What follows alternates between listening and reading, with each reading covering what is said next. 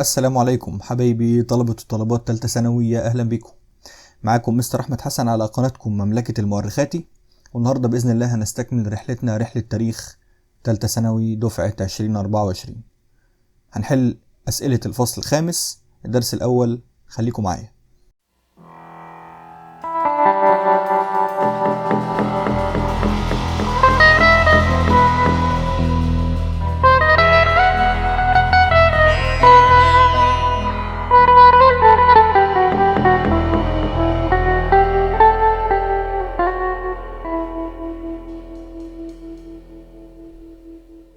طيب، زي ما احنا متعودين، احنا عندنا في كل اسبوع محاضرتين.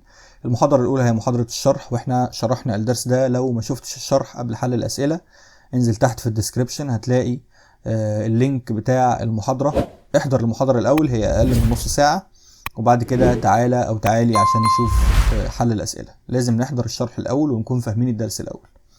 طيب، بوعدكم باذن الله تعالى من هنا لحد يوم الامتحان هنكون موجودين مع بعض اسبوعيا. في كمان جروب على التليجرام لو في اي سؤال عندكم في اي وقت علشان اقدر ارد عليه ونقدر نتواصل مع بعض. هسيب لكم الجروب ده هو واللينك بتاع شرح الدرس ده في اول تثبيت او في اول لينك، في اول تعليق مثبت. طيب يلا بينا، تعالوا نشوف السؤال الاول. احنا طبعا بنحل اسئله على الدرس الاول في الفصل الخامس. تعالوا نشوف السؤال الاول بيقول ايه. اختار الإجابة. طبعا خلاص. ارتبط التواجد الأجنبي نهاية القرن ال18 بالمنطقتين المشار إليهما في الخريطة المقابلة بإيه؟ طيب، المنطقتين اللي مشار إليهم في المنطقة المقابلة هما منطقة عمان، والمنطقة التانية هي منطقة جزيرة بريم. يبقى دي عمان ودي بريم. طيب، هي بريطانيا كانت رايحة قبل ما نشوف الاختيارات. هي بريطانيا كانت رايحة عمان وبريم في نهاية القرن ال18. نهاية القرن ال18 يعني احنا سنة 1700 وحاجة، فهنقول سنة 1798 مثلا. التاريخ ده بيفكرنا بإيه؟ بيفكرنا بوجود الحملة الفرنسية.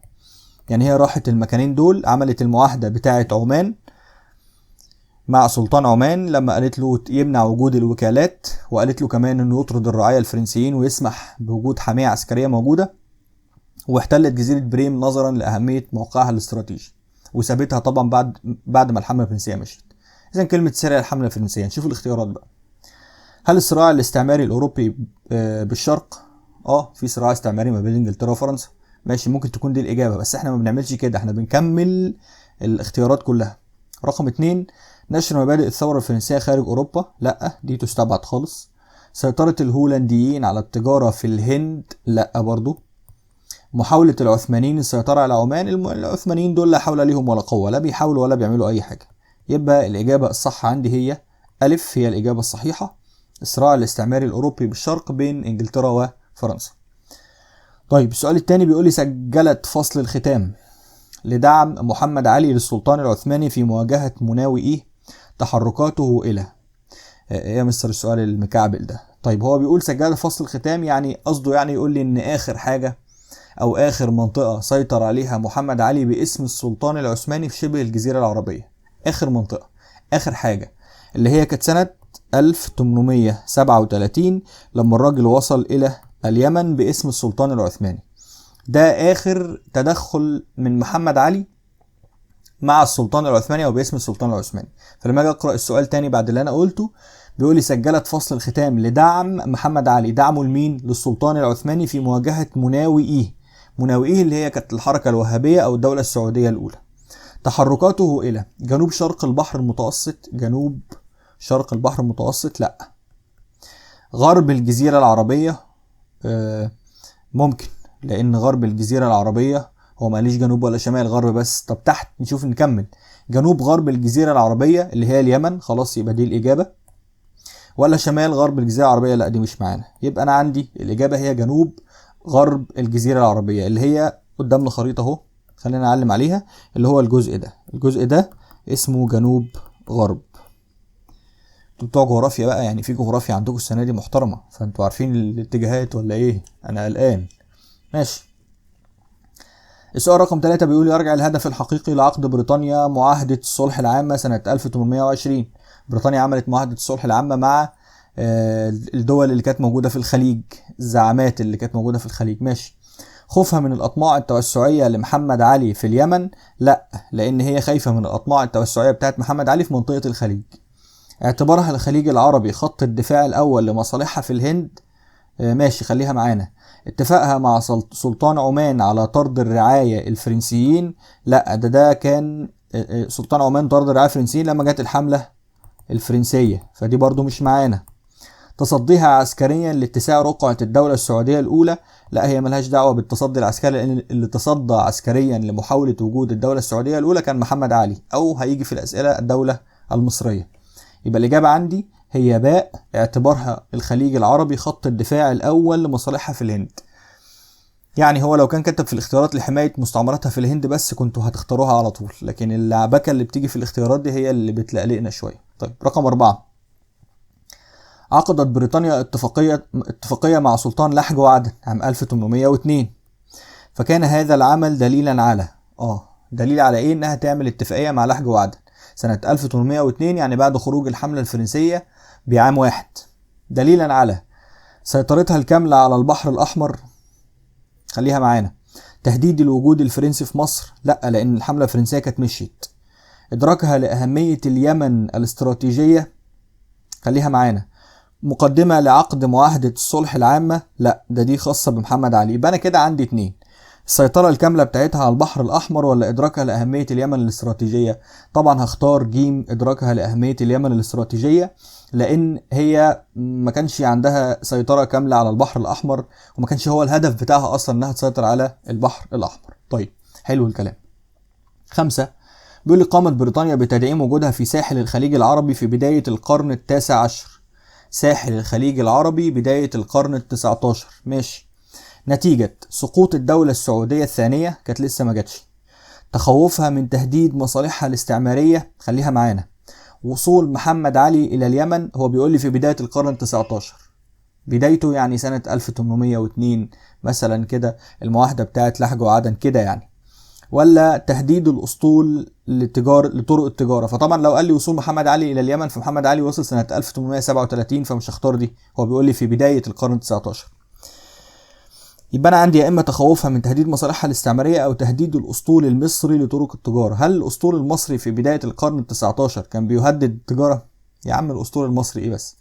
ده احنا كنا لسه خارجين من احتلال فرنسي، ولسه عندنا فراغ سياسي، وعندي محمد علي لسه بيظهر، فأكيد مش دال. يبقى الإجابة عندي هي ب، تخوفها من تهديد مصالحها الاستعمارية فيما بعد. فرنسا مشيت سنة 1801، وهي عملت الاتفاقية مع سلطان لحج وعدن سنة 1802، بس هي عملتها ليه؟ عملتها عشان اللي جاي، حركة استباقية منها، عشان لو حصل أي مشكلة فيما بعد يبقى هي مأمنة نفسها ومأمنة المصالح بتاعتها. رقم 6. عقدت بريطانيا اتفاقية مع سلطان لحج وعدن بعد مرور عام من خروج الحملة الفرنسية. يعني حرقنا الإجابة، من خروج الحملة الفرنسية سنة 1802، لسه شارحينها دلوقتي.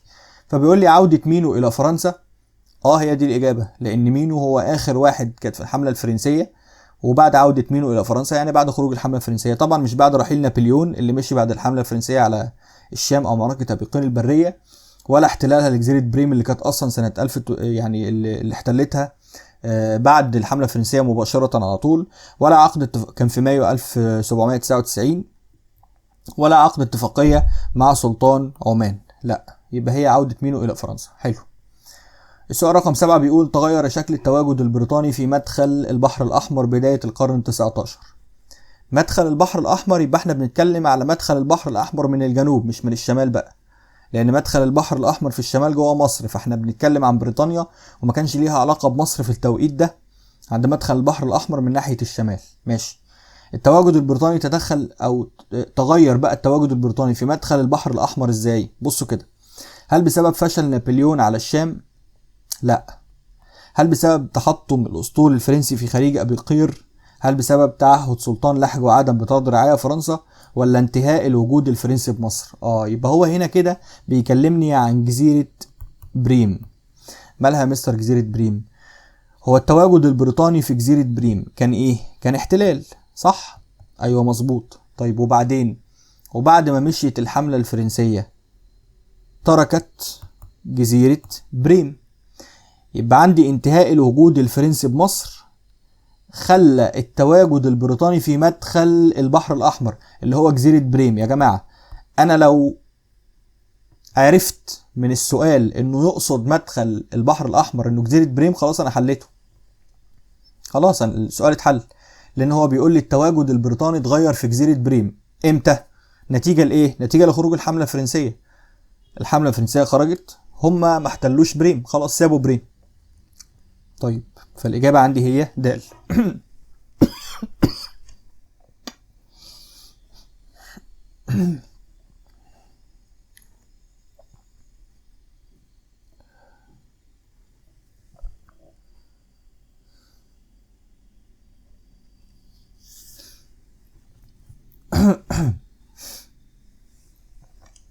عفوا. يعد التواجد العسكري الإنجليزي بشبه الجزيرة العربية سابقا على احتلالها لمصر عام 1882، وظهر ذلك في هو بيقول لي التواجد العسكري الإنجليزي يعني الاحتلال بشبه الجزيرة العربية سابقا على احتلالها لمصر سنة 1882، وظهر ذلك فيه. يبقى أنا في الاختيارات هدور على الأماكن اللي بريطانيا احتلتها في المنطقة بتاعة شبه الجزيرة العربية. هل بريطانيا احتلت الكويت ولحج؟ لا، عشان هي عملت معاهدات أو عملت اتفاقيات مع لحج انتهت بالحماية البريطانية، ومع الكويت نفس القصة. هل بإمارات الخليج العربي؟ برضو لا، عملت معهم اتفاقية صلح العامة. هل عدن وبريم؟ عدن وبريم، لأنها احتلت عدن لما محمد علي وصل إلى اليمن، واحتلت جزيرة بريم لما الحملة الفرنسية جت. هل مسقط الكويت؟ طبعا لا، فأنا عندي الإجابة هي ج عدن وبريم. حلو، ج عدن وبريم، ماشي. رقم 9، ظهر تأثير الحملة الفرنسية على مصر أواخر القرن ال18 على المنطقة العربية من خلال تأثير الحملة الفرنسية لما جت مصر على المنطقة العربية من خلال إيه؟ هل التواجد العسكري الفرنسي في منطقة الخليج العربي؟ التواجد العسكري الفرنسي؟ لا، البريطاني. عقد معاهدات الصلح العامة مع مشيخات الخليج العربي؟ لا برضو، لأن ده حصل لما محمد علي وصل. أنا بقول شعر النهاردة. احتلال بريطانيا عدن في جنوب غرب شبه الجزيرة العربية؟ ما هي بريطانيا احتلت عدن في جنوب غرب شبه الجزيرة العربية برضو لما محمد علي وصل اليمن. فالإجابة عندي هي د، تأمين الوجود الإنجليزي في جنوب شبه الجزيرة العربية. يا جماعة الأسئلة دي أو السؤال ده، الأسئلة كلها عموما ممكن نحلها أو نسهل على نفسنا القصة بالاستبعاد. يعني إيه؟ يعني أبدأ أستبعد الإجابات اللي أنا شاكك فيها إن دي غلط أو صح. لا، مش هستبعد الصح يعني، بس أنا يعني الإجابات الخطأ هبدأ أستبعدها علشان أقلل الاختيارات اللي موجودة، وبالتالي كل نقطة هستبعدها بتقربني من الإجابة الصح بشكل ما يعني. السؤال رقم 10، أي من الآتي تميزت به لحج وعدن ودفع إنجلترا للتفاوض مع حكامها في مطلع القرن ال19؟ يعني في أول القرن ال19 كده، يعني احنا بنتكلم بقى أكيد في الاتفاقية اللي اتعملت مع سلطان لحج وعدن سنة 1802 بعد خروج الحملة الفرنسية. ليه هي رايحة تعمل اتفاقية مع سلطان لحج وعدن؟ ليه؟ هل عشان الموارد الاقتصادية؟ لا، ما هي أصلا بتحافظ على مواردها الاقتصادية اللي هي بتسرقها من الهند. هل الأهمية الاجتماعية؟ يا عم مالناش دعوة بالاجتماعيات.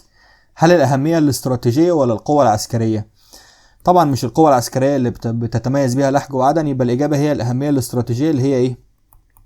الموقع، لأن أنت كده مسيطر على المنطقة بتاعت جنوب البحر الأحمر، والتجارة بتاعتك هتعدي بقى كويس يعني. السؤال رقم 11 بيقول لي هدفت بريطانيا من توقيع اتفاقية مع سلطان لحج وعدن في بداية القرن ال19 اللي هي سنة 1802، لسه حالين عليها اهو. ايه الهدف؟ هل مد النفوذ البريطاني الى الخليج العربي، ولا حماية مواصلات الامبراطورية البريطانية، ولا طرد الرعاية الفرنسيين هناك، ولا التصدي لأطماع محمد علي؟ طبعا مش مد نفوذ البريطاني الى الخليج العربي، لان احنا دلوقتي في اليمن مش في الخليج، احنا في الجنوب، جنوب غرب. طيب هل حماية مواصلات الامبراطورية البريطانية؟ محتمل طبعا، لان هي بتعمل كل ده عشان تحمي المواصلات بتاعتها.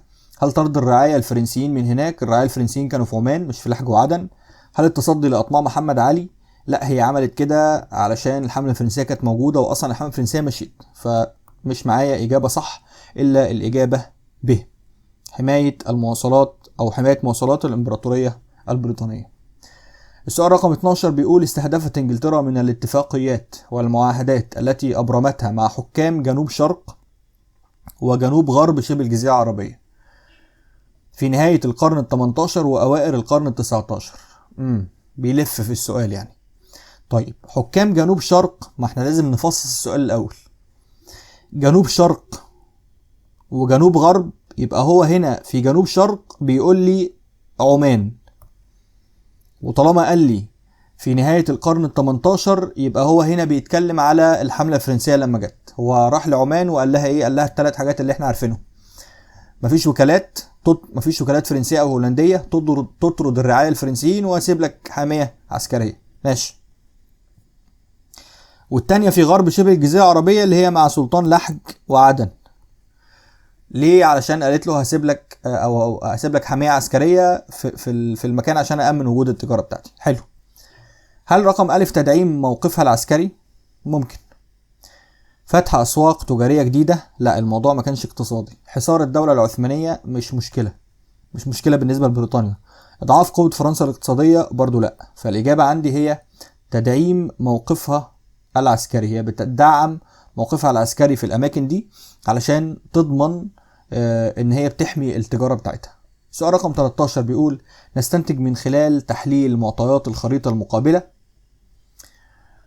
طيب الخريطة المقابلة هنحللها مع بعض، بس خلينا نكمل السؤال. نستنتج من خلال تحليل معطيات الخريطة المقابلة: ألف هيمنة الدولة العثمانية على شبه الجزيرة العربية، ولا الصراع الأوروبي على شبه الجزيرة العربية، ولا امتداد النفوذ البريطاني إلى شبه الجزيرة العربية، ولا سعي انجلترا للسيطرة على منطقة الحجاز. ماشي.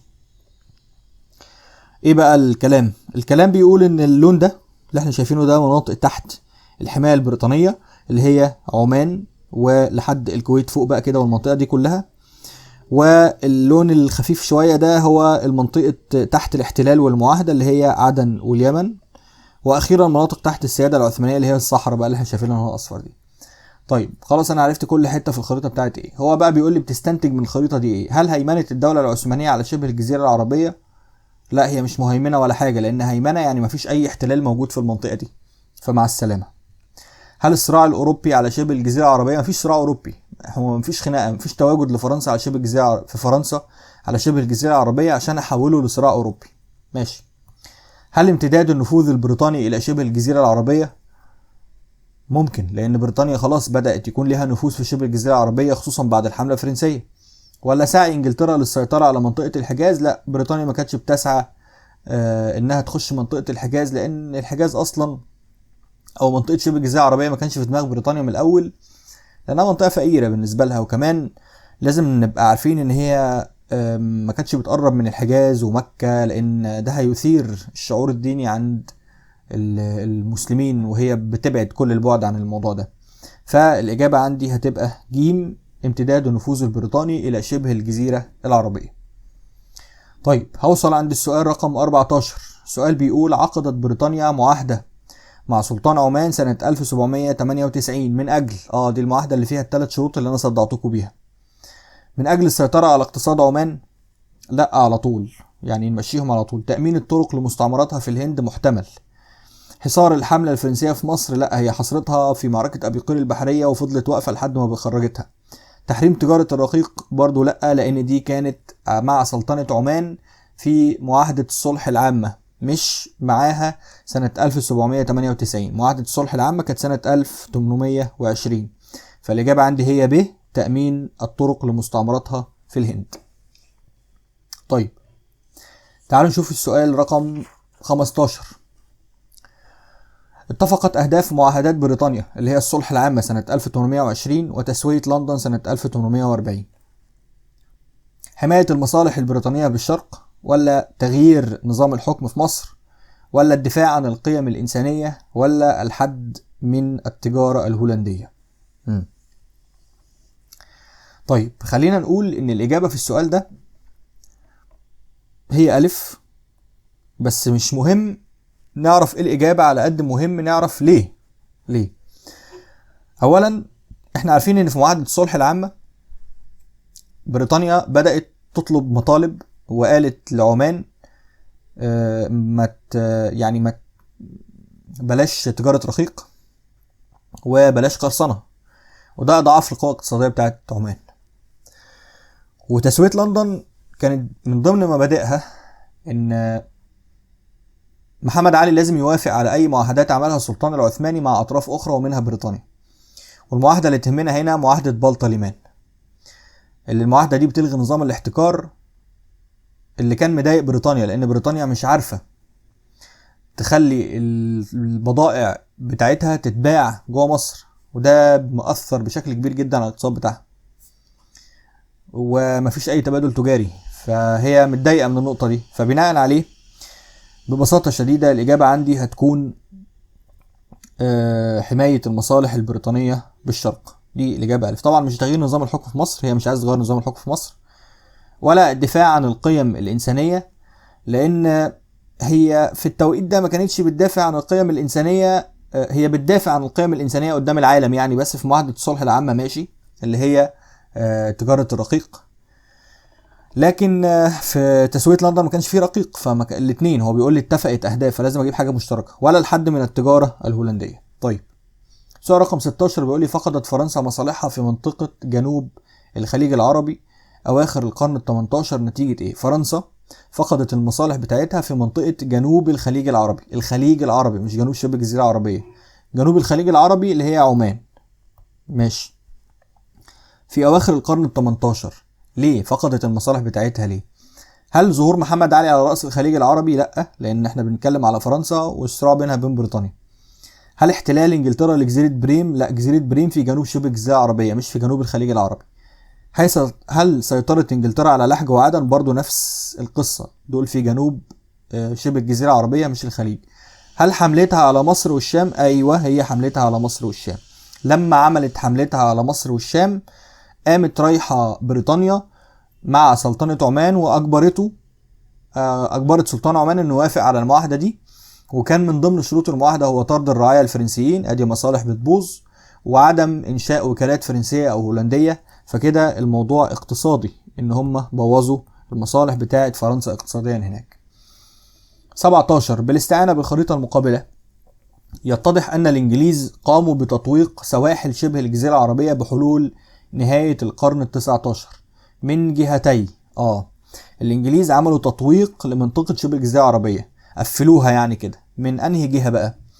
هل من جهة الجنوب والشرق، يعني من تحت خالص الجنوب ده والشرق ده، يعني واضح ان دي الاجابة على طول، ماشي، ولا الشمال والشرق مفيش شمال، ولا الشمال والجنوب مفيش شمال، ولا الشمال والغرب برضو مفيش الكلام ده؟ يبقى الاجابة عندي هي الجنوب والشرق، الاجابة الف.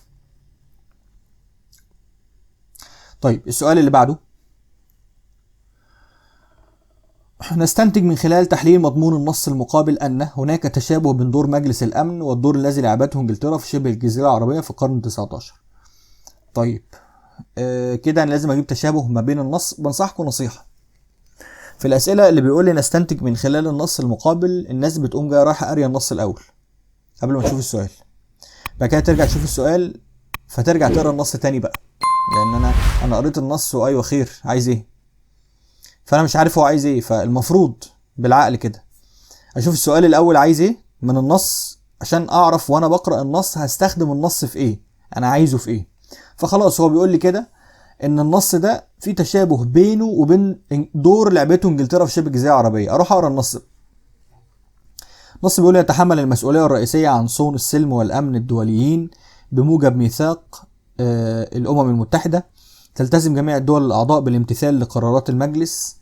يعني في خناقات المجلس هيحلها، هو المسؤول عن حل الخناقات دي.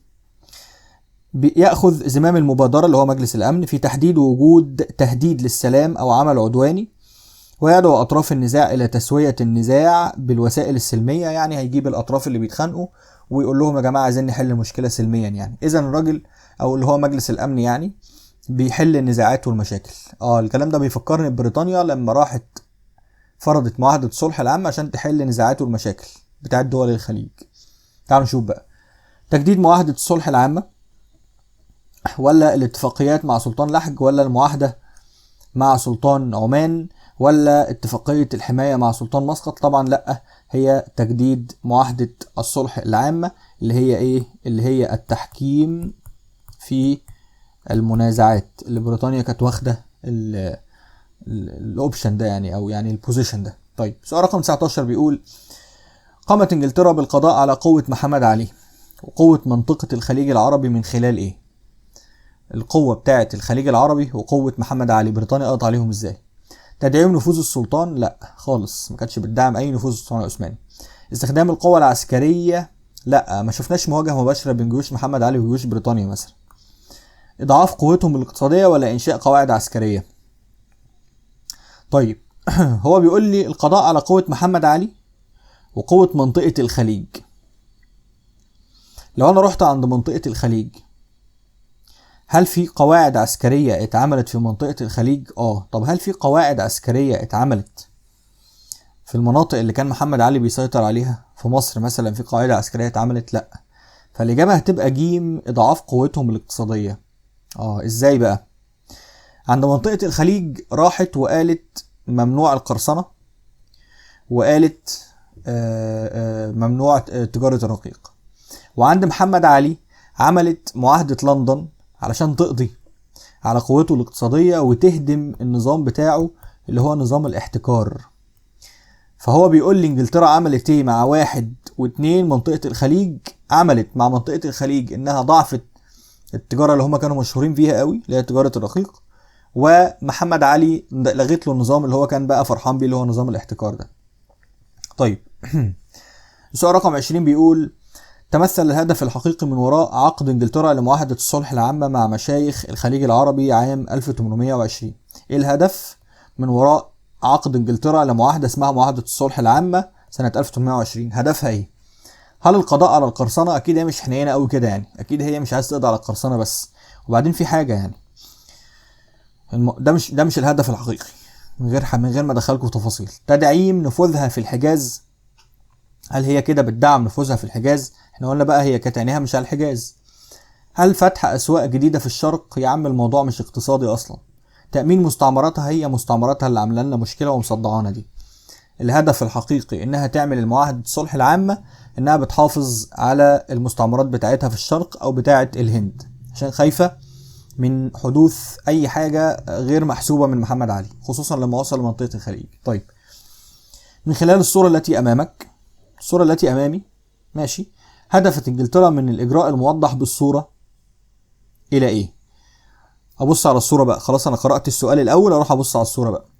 الصورة جايب لي جزيرة بريم ومرفوع عليها علم بريطانيا، يعني احتلال بريطانيا لجزيرة بريم. ماشي، هي احتلت جزيرة بريم لا بقى. ليه بقى؟ تأمين بعثتها الدبلوماسية باليمن؟ لا، مفيش بعثة دبلوماسية. الاستيلاء على مناطق استراتيجية؟ ممكن، علشان هي عايزة تحافظ على التجارة بتاعتها من فرنسا. فتح أسواق في هذه المنطقة؟ لا. التصدي لأطماع والي مصر العسكرية؟ يا عم هي احتلت جزيرة بريم بعد الحملة الفرنسية، فوالي مصر اللي هو محمد علي كان لسه أصلا ما جاش. يبقى الإجابة الصح عندي هي ب، الاستيلاء على مناطق استراتيجية. ليه؟ عشان تأمن طرق التجارة بتاعتها ناحية الشرق. سؤال رقم 22 بيقول لي تغيرت سياسة انجلترا تجاه بلاد المشرق العربي بعد وصول نابليون لمصر، حيث قامت بإيه؟ تحريم نشاط القرصنة البحرية لإمارات الخليج، مش هينفع اختار دي لأن دي بعد وصول محمد علي لمنطقة الخليج. تدعيم وجودها العسكري بتلك المناطق؟ ممكن. القضاء على تجارة الرقيق في لحج وعدن؟ برضو دي قلنا أولا تجارة الرقيق القضاء عليها كان في عمان مش في لحج وعدن، فمع السلامة. احتلال جزيرة بريم وعدن؟ يبقى ممكن بقى أنا أفكر في دي، بس هو بيقول لي بعد وصول نابليون، فهي احتلت جزيرة بريم بعد وصول نابليون. صحيح، بس هي احتلت عدن بعد وصول محمد علي إلى اليمن، وهو حدد لي في السؤال بعد وصول نابليون، فمش هينفع اختار دال. فالإجابة عندي هي تدعيم وجودها العسكري بتلك المناطق. بس سؤال رقم، بصوا هنا برضو عملنا الفكرة كلها فكرة الاستبعاد، كل ما تستبعد إجابة كل ما تحس ان انت عارف تحل كويس. سؤال رقم 23 بيقول يستدل من احتلال بريطانيا لجزيرة بريم في مدخل البحر الأحمر على سيطرة فرنسا على البحر الأحمر. فرنسا ما كانتش مسيطرة ولا نيلة، دي كانت مهزومة في معركة أبيقير البحرية. نجاح الحملة الفرنسية في مصر، لو جبت عيل صغير في الشارع سألته الحملة الفرنسية نجحت في مصر ولا فشلت هيقول لك فشلت. تأمين مصالحها في الشرق؟ ممكن، علشان هي عايزة تحافظ على التجارة بتاعتها. خليها معانا. تأمين مصالحها عند مضيق هرمز اللي هو عند منطقة الخليج العربي، لأ. فالإجابة عندي هتبقى تأمين مصالحها في الشرق. هي احتلت جزيرة بريم ليه؟ علشان تأمن التجارة بتاعتها اللي رايحة ناحية المنطقة بتاعت الهند بس. سؤال رقم 24 بيقول: تأثر المشرق العربي بنزول الحملة الفرنسية على مصر مما أثر على وقوع أضرار اقتصادية على مين؟ المشرق العربي اتأثر بوجود الحملة الفرنسية على مصر، وده وقع أضرار اقتصادية على مين؟ هولندا ولا بريطانيا ولا إيطاليا ولا النمسا؟ نستبعد واحدة واحدة كده. طبعا هي هولندا، لأن المعاهدة اللي اتعملت مع عمان قالت عدم وجود أو إنشاء أي وكالات فرنسية هولندية. طبعا ما أثرتش على أضرار اقتصادية في بريطانيا ولا إيطاليا ولا النمسا، دول كلهم ما كانوش أطراف. فهي هولندا عشان المعاهدة اللي اتعملت مع عمان اللي كانت بتنص على إن مفيش وكالات فرنسية أو هولندية. 25: انتهجت بريطانيا سياسة عقد المعاهدات مع مشايخ الخليج العربي في الربع الأول من القرن ال19 من أجل الربع الأول من القرن ال19. احنا كده بنتكلم سنة 1820 اللي هي معاهدة الصلح العامة. طيب هي بقى عملت معاهدات معاهم ليه؟ عشان تقضي على تجارة الرقيق؟ أكيد هي مش طيبة قوي كده. التصدي لمد نفوذ الدولة المصرية هناك.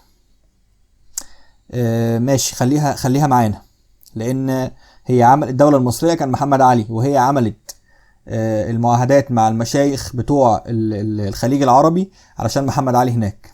القيام بدور التحكيم في المنازعات بين المشايخ.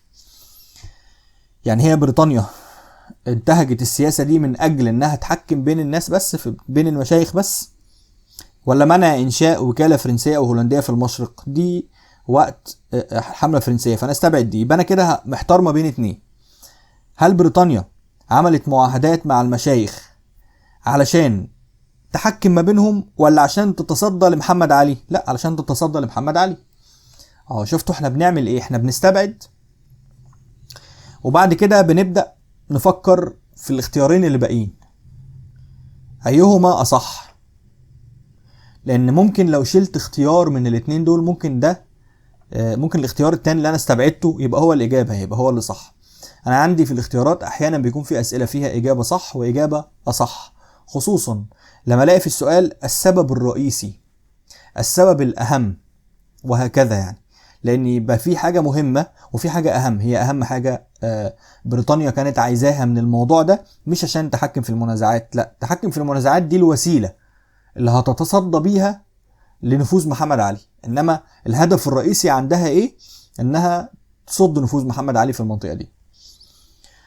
السؤال رقم 26 بيقول: شعرت انجلترا ان التوسع المصري بشبه الجزيرة العربية في النصف الاول من القرن 19 يمثل تهديدا لايه؟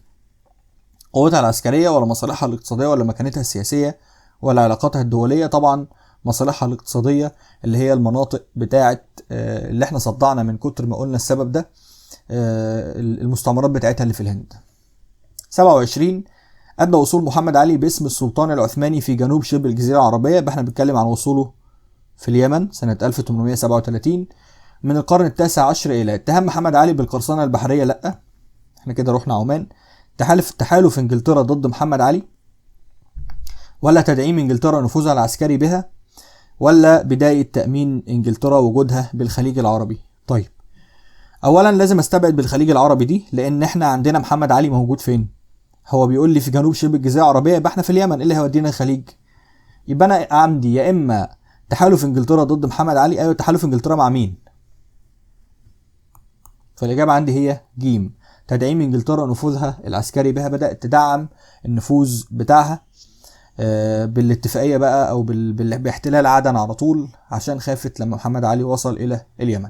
ده كان اخر سؤال في الاختيارات علشان نوصل عند السؤال الاخير، وهو او الاسئله الاخيره اللي هي الاسئله المقاليه. حدد العلاقه. السؤال الاول بيقول: حدد العلاقه بين سياسه فرنسا الخارجيه اواخر القرن ال18 والاوضاع السياسيه لجنوب وجنوب شرق الجزيره العربيه. ايه العلاقه؟ طيب سياسه فرنسا الخارجيه لما راحت واحتلت مصر، دي السياسه الخارجيه بتاعتها. طيب الاوضاع السياسيه بقى الجنوب وجنوب شرق الجزيره العربيه. جنوب الجزيره العربيه يبقى هو بيتكلم عن جزيره بريم. جنوب شرق الجزيرة العربية هو بيتكلم عن عمان. فانا هنا هجاوب له الاجابه، هقول له ان حصل معاهده مع عمان وفيها الثلاث حاجات اللي احنا قلناهم: الوكالات، وطرد الرعايه، وجود حاميه. وطبعا ما ننساش لحج وعدن اللي اتعمل معاهم المعاهده سنه 1802 برضو بوجود حاميه عسكريه، واحتلال جزيره برين اللي هي في الجنوب. ماشي. حدد تقييمك لمصداقيه العباره التاليه. حاضر، هحدد تقييمي. كان الحملة الفرنسية على مصر أثر سلبي على تجارة فرنسا في شبه الجزيرة العربية. هقول العبارة إيه؟ العبارة صحيحة. ليه؟ لأن بعد معاهدة عمان مع معاهدة بريطانيا مع عمان في أكتوبر 1798 اتفقوا إن مفيش وكالات فرنسية هتتعمل، وكمان الرعاية هيطردوا. سؤال رقم 3: دلل تاريخيا على صحة العبارة الآتية: اختلفت علاقات إنجلترا تجاه عدن في النصف الأول من القرن ال19. مظبوط، لأن هي عملت معاهدة مع سلطان لحج وعدن سنة 1802 بتقول له أنا هسيب حامية عسكرية عندك. بينما لما محمد علي احتل، أو لما محمد علي وصل إلى اليمن احتلوا عدن، فالبداية كانت معاهدة، بعد كده العلاقة دي تحولت لاحتلال سنة 1839.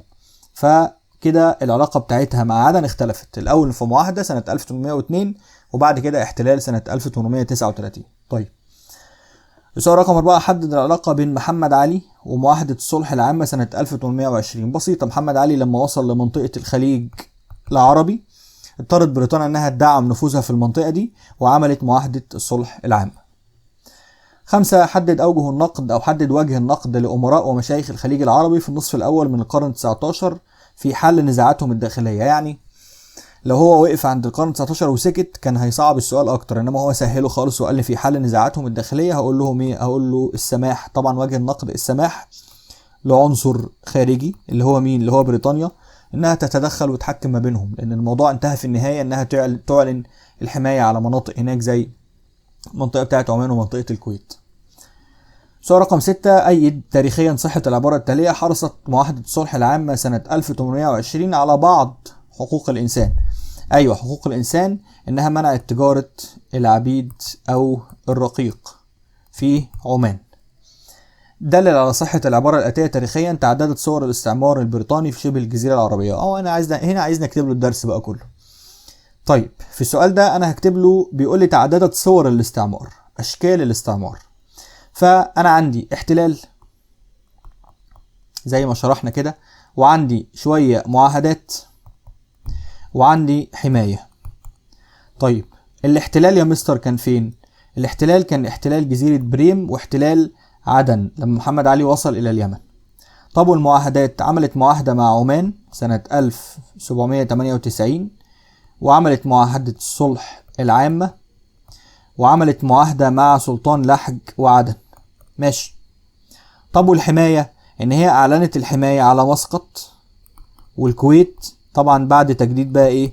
معاهدة الصلح العامة سنة ورا سنة لحد ما بقت حماية يعني. يبقى هي الاشكال بتاعة الحماية كانت: 1 احتلال، 2 معاهدات، او الاشكال بتاعة تدخل بريطانيا في منطقة شبه الجزيرة العربية يعني. 1 احتلال و2 معاهدات، ورقم 3 حماية. طيب، الغرض من حل الاسئلة المقالية ايه يا جماعة؟ ما هو الاسئلة المقالية مكتوبة في كتاب الامتحان محلولة، لكن الغرض هو تحليل الإجابة، أو إن إحنا بنجاوب مع بعض يا جماعة. قراءة السؤال أو مجرد قراءة الإجابة بتاعته مش كافية، بدليل إن إحنا بندور دايما على حل الأسئلة، وبندور على مدرس يحل الأسئلة. ليه؟ لأن هو بيحل الأسئلة بطريقة إحنا نفهمها، مش مجرد إجابات مكتوبة، وإلا كان كل حد هيكتفي. وأنا قدكم كنت هكتفي إن أنا آخد الكتاب بتاع الدكتور في الجامعة، أو الكتاب بتاع المدرس، او المذكره بتاعته، وخلاص على كده مش محتاج حاجه تاني. الموضوع بيحتاج تحليل وشرح، وده اللي احنا بنعمله في الاسئله، سواء الاسئله اختيار متعدد او الاسئله المقاليه. طيب، اشتركوا علشان في القناه علشان يوصل لكم كل محاضره باذن الله تعالى. ان شاء الله المحاضره اللي جايه هتنزل الاسبوع القادم، في مطلع الاسبوع القادم، عشان نخش على الدرس الثاني وهو درس الجزائر في الفصل الخامس. شكرا ليكم، كنت معاكم مستر احمد حسن على قناتكم مملكة المؤرخاتي. دمتم في امان الله، السلام عليكم.